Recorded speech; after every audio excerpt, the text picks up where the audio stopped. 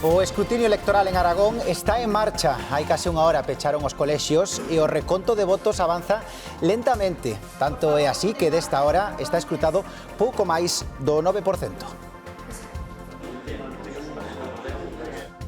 Saúdos, que tal? Boas noites. As enquisas en Aragón dan como vencedor o Partido Popular. A de GAT3 para esta casa e o resto das autonómicas dallos populares ata 29 escanos. Esta sondaxe tamén apunta a unha desfeita do Partido Socialista que podería baixar ata 6 escanos. Imos en directo a Zaragoza. Marcos Sueiro.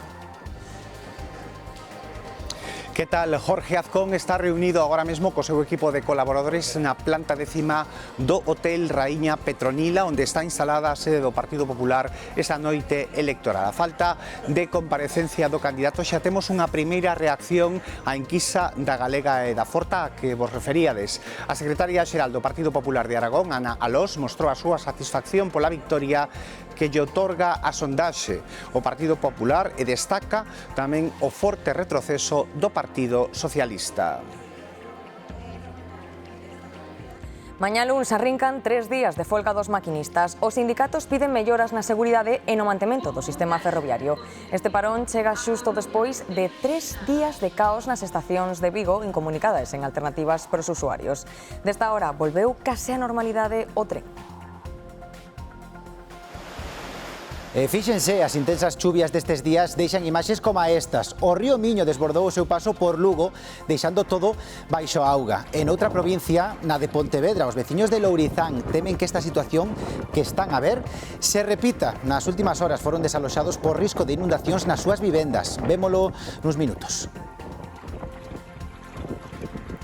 Mañá mesmo comezarán os labores previos necesarios para a rehabilitación de parte da muralla de Lugo despois de que a noite se derrubasen uns 7 metros do monumento pola súa parte interior. Foi entre as portas de Santiago e a do Carme. A intensa chuvia dos últimos días está detrás deste incidente. Este son é inconfundible. E máis, nun día como hoxe, algunhas localidades galegas están a celebrar o Domingo Corredoiro.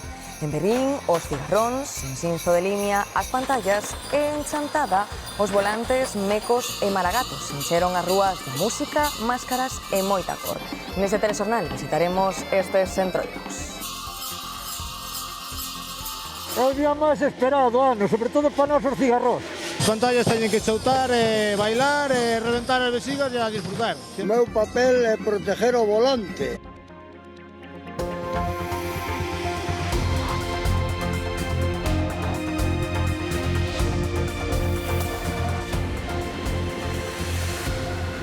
Ás 9:01, imos cos datos escrutados até o momento, pouco reconto, rondando o 10%, polo tanto, aínda é pouco significativo, pero esta sería a imaxe do hemiciclo aragonés. Veríamos como o Partido Popular queda con 26 escanos, perde 2, antes tiña 28, o Partido Socialista 20, perde 3, antes con 23, pero sobre todo a subida de Vox, que é o gran vencedor nestas eleccións, multiplicando por 2 os seus escanos. Tamén, por certo, por exemplo, nas enquisas, o Partido Aragonés, aquí con este escrutinio, como dicimos é pouco polo momento, preto do 10%, conseguiría un escano.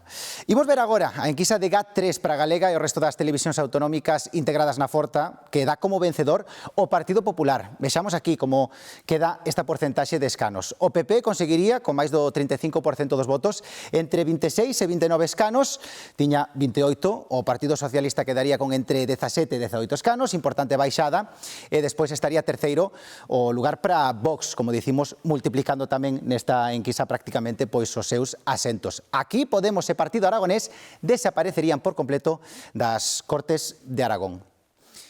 E con esta enquisa e outras publicadas, os partidos votan contas. O aspirante a presidir Aragón polo Partido Popular está seguindo o escrutinio no Hotel Reina Petronila. Hai certa ledicia, non? Marcos Sueiro, contanos.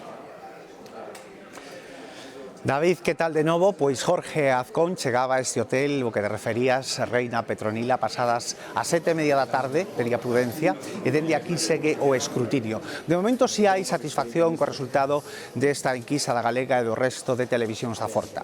O Partido Popular, como dicíades, gañaría as eleccións e tamén a secretaria xeral en Aragón, Ana Alós, destacaba que hai que ser prudentes, pero todo indica que o Partido Popular vai obter un importante resultado resultado vai ser o claro gañador das eleccións, segundo a secretaria xeral. Este resultado da enquisa contraponse, segundo os populares, a severa derrota dos socialistas. A enquisa tamén deixa outros titulares. O ascenso de Vox é un dato importante e complementario a ampla participación dos aragoneses nestes comicios. Os datos das enquisas a pé de urna perfilan unha vitoria clara do Partido Popular, pero cunha fronteira máxima de 30 escanos. A maioría absoluta está en 34. Outro dato, a forte caída do PSOE, que podería situarse nas marxes do seu peor resultado nesta comunidade, que era de 18 escanos. Tamén destaca o forte incremento de representación para Vox, que podería duplicar escanos ata os 14. O candidato do Partido Popular, Jorge Azcón, lembraba esta mañá o que está en xogo nos comicios con varias lecturas posibles. En la comunidad autónoma de Aragón tenemos la oportunidad de hablar solo en Aragón, pero seguro que se nos va a escuchar en toda España. Hemos hecho una buena campaña, creo que el momento de Aragón es un buen momento. A cabeza de cartel dos socialistas, Pilar Alegría, enfrontas unha noite difícil de procesar. Pola mañá o obxectivo era movilización. Que nadie se quede en casa, que todo el mundo salga a votar, porque lo que hoy decidimos los aragoneses y las aragonesas con nuestro voto es el presente y es el futuro de nuestra comunidad autónoma. Esas sondaxes prevén unha noite especialmente optimista para Vox no seu intento de rachar coa dinámica do bipartidismo. Una oportunidad histórica de dejar atrás la ruina socialista y la estafa del bipartidismo, así que animamos a todo el mundo a que participe. Xunta Aragonesista é a única formación en ascenso á esquerda do PSOE. Bueno, pues es un día muy ilusionante, estamos muy contentos y contentas porque hoy Aragón se la juega, la gente está respondiendo. A coalición existe, móvese entre os 2 e 3 escanos e sumar entre 1 e 2. Moito máis grises son as perspectivas para Podemos e o Partido Aragonés, que poderían quedar en branco. Pois estas eleccións teñen tamén lectura en clave estatal. Pedro Sánchez apostou por Pilar Alegría, prescindindo dela como ministra, para que fose candidata en Aragón. E Alberto Núñez Feijóo tivo unha presenza continua nos actos de campaña de Jorge Azcón. María Cheda. Iso é, David, a presenza de Núñez Feijóo foi claramente superior nestas últimas semanas en Aragón a de Pedro Sánchez e aseguran os populares agora que iso dá os seus froitos. Hoxe din o Partido Popular non gaña o PSOE, senón que gaña o goberno, aseguran, porque Pilar Alegría hai poucos días era a voceira do Executivo de Pedro Sánchez. Din que hoxe exterminan a unha ministra, pero que non será a única. Xa tiveron unha victoria en Extremadura e ainda quedan Castela e León e Andalucía. Por certo, Núñez Feijóo xa está aquí en Génova 13 seguindo os resultados desta noite electoral. Nas vindeiras horas tenemos declaracións por parte de Miguel Tellado. En Portugal pecharon ás 9 os últimos colexios, os das Azores. Os nosos veciños escollen o sustituto de Rebelo de Sousa na presidencia entre o exministro socialista Antonio José Seguro e o líder da dereita populista André Ventura. Brais Suárez. Non hai sorpresas. As sondaxes a pé de urna dan a vitoria ao socialista Antonio José Seguro, que se impón a dereita populista de André Ventura e será o próximo presidente de Portugal. Nen sequera as extremas condicións que vive o país impediron que os votantes se movilizaran e, de feito, as cifras de participación son moi superiores ás que se agardaban. Foron unhas eleccións excepcionais que tiveron que chegar a esta segunda volta en as que aínda debemos coñecer o voto dunhas 30.000 persoas que hoxe non puideron ir ás urnas. Farán o próximo domingo, pero o gañador non mudará. Todo o arco da esquerda e a dereita moderada uníronse en torno a Seguro para apostar pola senda da moderación. Mañá mesmo comezarán os labores previos necesarios para a rehabilitación da muralla de Lugo despois de que se derrubasen uns 7 metros do monumento pola súa parte interior entre as portas de Santiago e a do Carme. Parece claro que o motivo deste derrubamento foi a grande acumulación de auga destes días sen parar de chover. Este luns comezarán os traballos para a recuperación e rehabilitación do cacho da muralla romana de Lugo, que, segundo os indicios, derrubouse uns 7 metros nunha parte que non pertence ao trazado orixinal por mor da choiva incesante. Mañán mesmo a empresa que ten a xestión do mantemento da muralla se dedicará xa a facer as labores de primeiro recopilación de todas as pedras que caeron en ese tramo, aproveitar tamén en estos momentos para analizar cal é a parte estrutural da muralla na parte interior, que a veces non temos acceso a ela, a poder ver cal é a situación, e de forma inmediata xa proceder en primeiro lugar a recuperación dese tramo. En segundo lugar, analizarase en esa parte da muralla romana onde se fixeron obras no 1921 hai máis zonas debilitadas para proceder á súa consolidación. Por parte do Concello, facilitarase a concesión das licenzas o máis axiña posible. De que restauremos canto antes e que as devindas garantías que marca o propio plan director, pois esta zona estamos satisfeitos porque afectou solamente ao poramento interior, non ao resto da muralla. Porque a parte romana, a parte da fábrica romana, é moi difícil que se caiga tal como está construída. Malia a proximidade da zona afectada, locais da hostalería non houbo danos persoais nin tampouco en edificacións próximas. Moi pendentes da chuvia que se agarda para as próximas horas están tamén os veciños de Lourizán, en Pontevedra. Varios deles tiveron que abandonar as casas esta pasada noite porque se inundou o barrio. Temen novos asolagamentos, mentres non se mellore a drenaxe dos ríos que atravesan esa zona. Entra para dentro da casa, pois facilmente 50 centímetros. Aquí nós temos sorte porque a casa ten algo de desnivel, pero aquí nos veciños xa non teñen. Os aínda peor, porque eles sí que quedan aislados totalmente. Non poden entrar nin sair. Porque además isto cando sale a superficie, salen ratas, sale todo aquí, é unha pena. Despois da inundación que dá a lama e tamén o temor a que se repita a situación porque os sumidoiros non dan evacuado toda a auga acumulada. Non podemos recibir a ninguén na casa porque poden entrar, pero ao mellor non poden sair. Entón é moi complicado, os coches témolos que ter fora, non podemos aparcar dentro. Nos chegamos aquí en decembro, pois en 6 semanas levamos 7 inundacións. A principal causa dos asolagamentos que se producen no barrio do Santo cando se dan chuvias moi fortes débense ás construcións que achicaron a saída natural dos ríos que atravesan esta zona, como é esta vía férrea que dá servizo ao Porto de Marín. A solución pasaría por ampliar esa evacuación natural da auga e é unha decisión que afecta a distintas administracións. Dous regatos subterráneos que recollen as escorras do monte conflúen neste punto, pero os enxeñeiros non lles deixaron suficiente saída a tanto caudal. Se ve que deberon de meter unha tubería bastante achicadiña, porque isto nunca pasou, isto leva uns anos para cá. Unha solución sinxela para evitar que os veciños volvan a estar coa auga na porta. As chuvias concederon unha breve tregua que en ningún momento desviou a atención dos caudais dos ríos. O Miño rebordou en distintos puntos das 3 provincias polas que discorre. En Lugo anegou as instalacións do Club Fluvial e deixou parte do paseo impracticable. E en Salvaterra motivou o peche temporal do espazo termal de Teáns. Na cidade do Ourense, a corrente superou os 6 metros de cota. O Plan Inungal mantén unha vixilancia especial sobre unha vintena de ríos. O que perseguimos coa activación do Inungal e a actuación por parte dos servicios de emerxencia, servicios de seguridade e autoridades locales é garantizar a seguridade das persoas, que non se produzcan danos persoais e avisar con tempo, con este Inungal e con este seguimento constante que estamos a facer, sobre todo do que hai que facer e moito do que non hai que facer. O Miño na Peroxa, o Sar en Bertamiráns, o Mendo en Betanzos e o Mandeo en Coirós están en nivel vermello con risco de desbordamentos susceptibles de afectar a zonas habitadas ou a estradas. É lo que hai por aquí esta zona. É bonita, pero o invierno, cando llueve tanto, é raro que non se inunda todo isto. Chove moito, eu teño un lote de anos e acordo moitas riadas, pero tan seguido non. Agárdase que a situación dos caudais se manteña estable ou en descenso ata o martes, día en que se prevé un repunte das precipitacións que obrigará a seguir con detalle a evolución dos ríos. O respiro que deron hoxe as precipitacións permitiu o regreso ás súas casas de parte dos desaloxados en Andalucía, a comunidade máis afectada polo tren das borrascas dos últimos días. A situación, porén, dista de estar normalizada.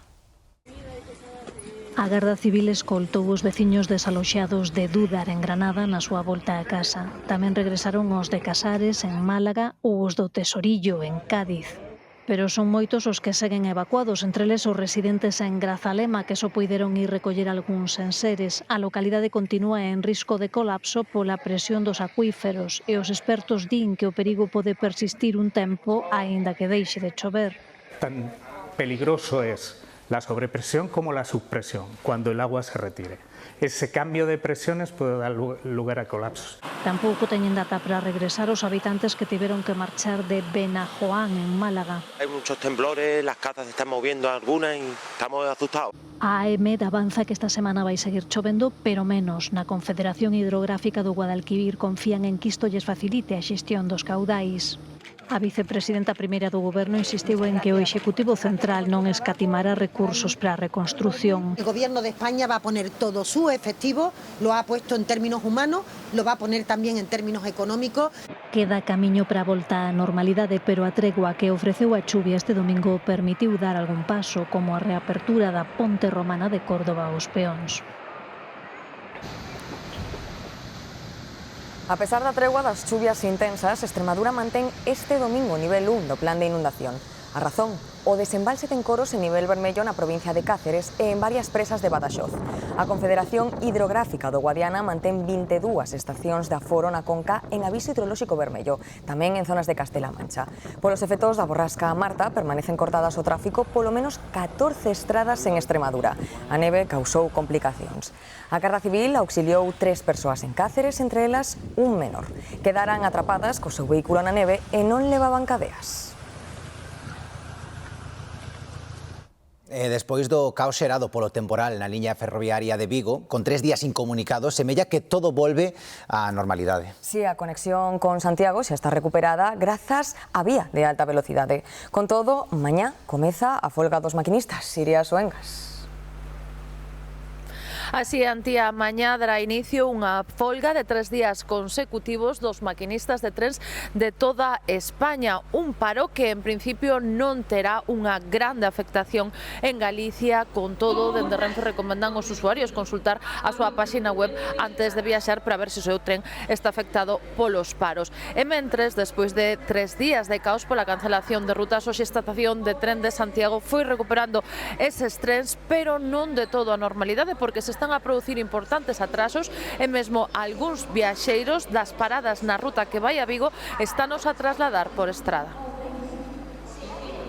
Restablecido despois de 3 días o servizo ferroviario tanto de alta velocidade como de media distancia no eixo atlántico, os viaxeiros puideron recuperar a mobilidade entre a Coruña, Santiago e Vigo desde onte a última hora e quedou xa normalizado ao longo deste domingo. Un poco preocupada sí que he estado, la verdad, por si salía el tren o no, porque a ver, tengo que ir a trabajar, entonces, claro, tenía dudas de si iba a poder salir o no. Se parece que hai outra vez, pero van con retraso, entón, a ver, agora chegamos e se pasa. Recuperouse tamén a conexión de boa parte dos trens rexionais que tiveron que circular pola vía de alta velocidade debido ao risco de inundacións que había na infraestructura convencional. Os viaxeiros da liña que empregaban as estacións de Padrón, Pontecesures, Catoira e Osebe ofreceuselles un transporte alternativo. Saqué un billete para el tren de las 15:33 en Pontevedra para venir a Santiago. El tren llegó pues, a las 16:20, una cosa así. Iba a una velocidad absurdamente lenta y luego pues en Villagarcía paró. Y en ese momento llegaba otro Avant y a los que veníamos que teníamos destino en Santiago y en Coruña nos dieron la opción de coger el tren Avant para continuar camino y por lo visto los que hacían paradas en Catoira, Pontecesures, Padrón, Osebe y tal, pues les trasladaban en autobús. A única conexión que segue suspendida é a que une Vigo-Guixar e Ourense. A folga ferroviaria de 3 días que comece este luns para exixir melloras de seguridade nas infraestruturas afetaralles o 27% dos servizos de alta velocidade e o 35% nos de media distancia. Tamén circularán menos rexionais. Problemas tamén na conexión ferroviaria entre Narón e Ortigueira. Esta mañá quedou interrompida polo roubo de cable na vía. Un furto moi repetido na última década. A Adif contabilizou máis de 4.500 incidentes que afectan gravemente á infraestructura. A DST vai poñer en marcha este luns unha campaña especial de vixilancia de camións nas estradas. Os controis vanse centrar ata o vindeiro domingo no cumprimento dos pesos máximos de carga e das horas de condución e descanso. Ademais de vixiar os vehículos pesados, a DST vai facer controis de autobuses. Ao longo deste ano, a Dirección Xeral de Tráfico márcase como obxectivo inspeccionar o estado técnico duns 6.000 vehículos deste tipo, empregando para iso ITVs móviles nas estradas. Devastadora imaxe que nos chega desde a Pobra de Tribes. O lume arrasou por completo a pasada noite unha vivenda na aldea de Castro. No momento do suceso, o matrimonio que residía na vivenda e os dous dos seus fillos menores de idade non estaban na casa. Afortunadamente non houbo feridos, pero a casa quedou prácticamente destruída. A neve e o temporal complicaron as tarefas de extinción. Case 4 anos despois do naufraxio do Villa de Pitanxo, a fiscal do caso sinala como responsables da morte dos 21 mariñeiros a armadora e o capitán. Conclúe que Padín e Nores mostraron un groseiro desprezo pola vida da tripulación. O capitán repróchalle que non tomara medidas de precaución e que a orde de abandono chegara tarde. E da armadora sostén que non cumpriron cas medidas de seguridade exixidas. Menciona ademais que o buque estaba sobrecargado. Con este paso, a fiscal aboga por pechar a investigación e que se avance á seguinte fase, previa aínda a apertura de xuízo. Mentres, as familias dos falecidos celebran o escrito e piden que se faga xustiza. Non nos sorprendeu, o que nos sorprendería pois sería o contrario, sinceramente. Ora esperamos, pois, nós sempre o dixemos, que confiamos na xustiza. A verdade ten que sair a flote, porque hai 21 persoas que esas persoas, para que descansen en paz, ten que saberse toda a verdade. Os veciños de Vistalegre, en Santiago, denuncian a existencia de varios narcopisos no barrio. Aseguran que están atemorizados pola situación, que recibiron ameazas por chamar a policía e que non poden vivir tranquilos nin de día nin de noite. Son vivendas alugadas, no último caso a unha familia, as que nestes tempos se transformaron en puntos de venda de estupefacientes, segundo relatan os veciños de Vistalegre. Nelas hai un ir e vir continuo de persoas drogodependentes que acceden ás zonas comuns do edificio a calquera hora. Hace pocos días yo salí, cogí el ascensor y me encontré a uno que ni te cuento las circunstancias en las que estaba. Les falta dinero, porque muchas veces se van porque no hay dinero y ella obviamente no les da lo que ellos necesitan. Yo tengo miedo por mí, yo tengo una hija, ¿vale? Mi hija está aterrorizada, tiene miedo al salir del colegio. Tiene miedo al bajar las escaleras, coger el ascensor. Nestas últimas semanas, a situación volveuse máis tensa. Os veciños avisaron de novo a policía e despois da visita dos axentes empezaron as ameazas. Entonces yo llamé a la policía, les mandé entrar en mi casa. Obviamente ella está al tanto por la mirilla de la puerta de todos nuestros pasos y obviamente los vio entrar en mi casa, ¿no? Entonces, una vez que se fueron, pues obviamente dedujo y se puso en el portal vociferando amenazas de muerte, entre otros insultos. ¿Qué se piensa? ¿Que llaman a la policía? ¿Que yo me voy para la cárcel? ¿Y que no quedan gente fuera para ir a matarlos, a los chivazos? Pues claro que los matan, mi familia. Si mis hijos llevan un susto, sus hijas también llevan un susto. Es así, ley de vida, A veciña interpuxo unha denuncia por estes feitos e di que están totalmente desprotexidos, que hai máis ameazas de queimarlles os coches e as casas e que precisan vigilancia policial e que se interveña a vivenda. Imaxinan ter, por fin, un asistente de voz de inteligencia artificial en galego?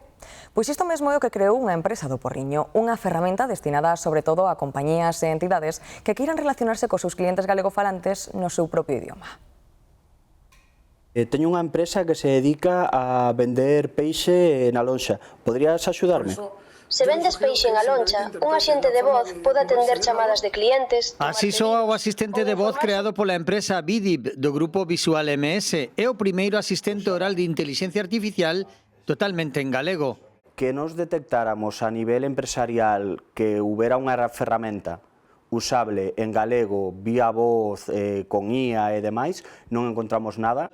Creado con voces artificiais é quen de detectar e empregar os distintos matices que a lingua ten en cada zona do país. Por exemplo, no chat GPT, moitas das palabras, geadas, seseos e demais, non é capaz de entendelos ou saber a que se refire dependendo da zona da persoa que fale. Nos iso é unha aposta personal nosa de temos iso solucionado, de que a IA entenda esas fonéticas diferentes do territorio. Está pensado para entidades con servizo de atención telefónica, academias de ensino en liña ou compañías que o precisan para a formación do persoal, sempre como complemento da voz dun humano real. Intentamos que sempre que sea posible non se utilice a IA para sustituir persoas, senón para acompañalas. Unha vintena de empresas as interesaron polo produto, un xeito máis de que a lingua galega estea presente na vida cotiá. E hoxe Lalín celebra o seu día grande. A Feira do Cocido leva case 60 edicións combinando gastronomía, música e cultura. Unha cita que medra ano a ano e a que se resiste a faltar é complicado porque Xoel Rodríguez, ali hai bo comer e tamén boa troula. Sí, e iso malia o frío e tamén a choiva que por momentos fan acto de presenza aquí nesta capital do Deza, pero como podedes ver desta hora esta imaxe que ofrece esta praza da igrexa completamente ateigada de xente para gozar dunha boa sesión de música, porque a música vai ser o xeito de poñerlle punto e remate a esta edición número 58 da Feira do Cocido, declarada ademais como festa de interese turístico internacional. Durante todo o día, autoridades, veciños e visitantes viñeron ata aquí para gozar do cocido, pero tamén das charangas, da comparsa e da música. Entre os comendadores deste ano, por mencionar algúns nomes, Luis de la Fuente, o seleccionador nacional de fútbol, ou tamén o cirurxián galego Diego González Rivas. Fomos con moita ilusión para ver as carrozas, que é o que facemos todos os anos. Fomos comer o cocido porque nos xuntamos toda a familia, unha vez ao ano xuntámonos, vamos comer o cocido, estamos tomando café de chupitos, de troula e agora a bailar, a pasalo ben. Fomos ás carrozas, vimos as carrozas, fomos comer por aí e por viñemos hasta aquí. Pues súper genial, una actividad hermosa para todas las familias, podemos venir con los niños y disfrutar, muy buena. A choiva deu unha tregua en Lalín para celebrar a tradicional Feira do Cocido. Este ano nomeáronse 9 novos comendadores, entre eles a psicóloga Irene Villa, o físico Jorge Mira, a conselleira de Vivenda María Martínez Allegue, o secretario xeral da Lingua Valentín García e o seleccionador nacional de fútbol Luis de la Fuente. Siento una profunda emoción al recibir este nombramiento como comendador del Cocido de Lalín y quiero aprovechar la ocasión para mostrar mi más sincero agradecimiento por abrirme las puertas de esta noble entidad, donde tradición, cultura y pasión por la gastronomía se entrelazan con la historia viva de esta tierra. Tamén foi nomeado comendador o cirurxián galego Diego González Rivas, que ademais exerceu de pregoeiro. Moi importante para min como galego, porque, como ben sabedes, eu levo o nome de Galicia por todo o mundo, con moito orgullo, síntome galego sempre.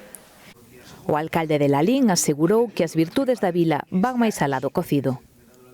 Intentamos sacar o mellor posible para poder facer un sitio onde vivir e onde traballar e onde disfrutar, porque tamén hai que ter en conta que estes sitios máis pequechos para vivir a vida se cadra son mellores que os grandes. Os grandes non sempre son os mellores para ter unha vida plácida e tranquila. O presidente da Xunta, Alfonso Rueda, presidiu os actos da encomenda e gozou dos postos de comida instalados na vila. E onde tamén o pasaron moi ben hoxe é en Xinzo de Limia. Alí as pantallas, a figura principal deste entroido, percorreron as rúas neste domingo corredoiro. Unha festa declarada de interese turístico internacional que ninguén se quixo perder. Alejandro Álvarez. Sí, o certo que foi un día de moitísimo ambiente aquí en Xinzo de Limia, que serve de antesala para os días grandes do entroido, que xa saben que aquí na comarca da Limia vívese con moitísimo fervor. Hoxe as grandes protagonistas foron as pantallas que saíron por primeira vez este ano a facer das súas polas rúas e a bater esas características xa vexigas hinchadas. Agora a troula segue coa orquestra París de Noia e anoten ben, porque a vindeira cita aquí en Xinzo de Limia será xa o venres que ven co venres de entroido.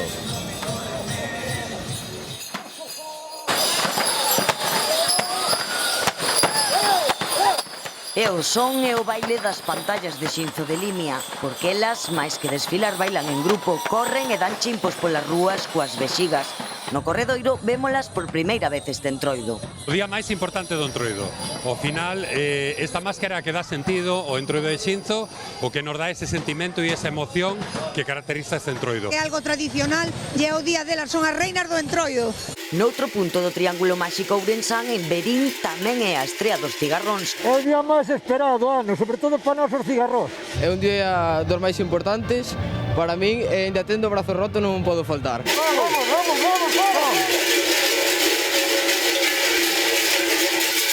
Soan as chocas, corren os cigarróns e Verín volve ser entroido e todo vale. Que fai aquí? Pois viñemos inaugurar un pantano aquí a Xinzo, porque O entroido quedouselles pequeno, teñen moita agua, entonces vimos aquí inaugurar. Hai que repartirse, Xinzo de Limia, Ourense, moitos sitios, entón eliximos hoxe para vir aquí e a pasar o día. Y nos gustó y hemos venido aquí y vivimos aquí hace un mes. E xusto no mes do entroido. Esto sí, totalmente el entroido y nos encanta, estamos flipando. De momento estamos flipando porque claro, no sabíamos ni siquiera que existía esto. Así o entroido, un sentimento, e mentres en Xinzo seguen a troula coas charangas, en Verín a próxima cita será o xoves de comadres. Segundo domingo de entroido na parroquia chantadina de Santiago de Arriba. Hoxe estamos celebrando o Domingo Corredoiro. Lambimos primeiro, o primer día, e claro, hai que lamber para correr, entonces hoxe estamos co Domingo Corredoiro. O volante co seu pucho de cores atravesa os campos para fertilizalos. É un intento de engañar ao tempo. Estamos en inverno, e entonces o pucho, que significa as flores que hai da primavera, os árboles, os nenos xugando polo medio. Canda el, os peliqueiros. O meu papel é proteger o volante. Hai que dar o que sea, pero non o poden tocar. Resguardar todo, hasta as hortas. E sempre vai haber alguén que queira acabar co oficio e nós como maragatos pois temos que proteger tamén os netos e os oficios. Hai que defendelos porque recollen a esencia deste entroido ribeirao no que a sátira e o humor manteñen viva a tradición. Veña, desta hora, co 50% do voto escrutado, volvemos falar desas eleccións en Aragón e así quedaría o hemiciclo, como imos ver agora. O Partido Popular, que conseguiría 26 escanos, o Partido Socialista baixaría 4 asentos, quedaría con 19, Vox, suba importante, conseguiría case multiplicar os seus asentos, tamén a Xunta Aragonesista que multiplica eses escanos e, por último, antes víamos no escrutinio, cando levamos preto do 10%, o Partido Aragonés que conseguía un escano, ese escano vai variando, agora ten a coalición de Izquierda Unida Sumar. Vendo estes datos, tendo todo isto en conta, imos ata o Hotel Raíña Petronila, onde os populares seguen ali o reconto. Marcos Sueiro. David, os aragoneses son prudentes, din os dirixentes populares, e non queren facer valoracións anta que avance o escrutinio. Sen embargo, non ocultan a súa satisfacción polos datos que se desprenden das enquisas e dos primeiros resultados tamén do escrutinio que acabas de ofrecer.